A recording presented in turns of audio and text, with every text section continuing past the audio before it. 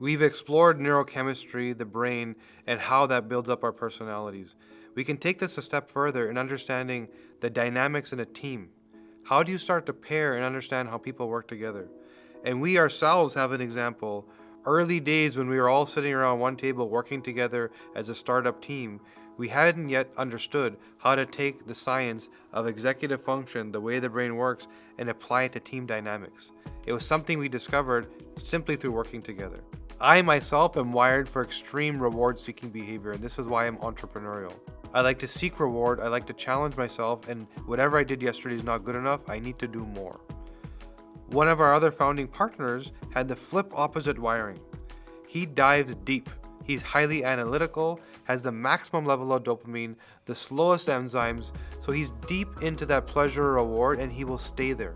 So whereas I was continually trying to challenge and build and do the next thing, he was trying to do that same thing the best he could possibly do. And this actually created a clash. We didn't understand that we were both trying to achieve the same goal, but in two very different ways. And it wasn't until we dove deep into our genetics and used ourselves as the case studies that we truly understood how to work together and built that flawless team. And this is where me, the reward seeker, constantly chasing a reward, constantly looking for the next opportunity, was able to see things that other people weren't able to see. And then you have that person that has that depth, that can analyze deep, and once you pique their interest, they will do that work for longer and better than anyone else on the team. Where we thought we had friction, we actually had a perfect marriage. We only had to first understand how you put those pieces together. Now, this goes far beyond coming together in a team at work.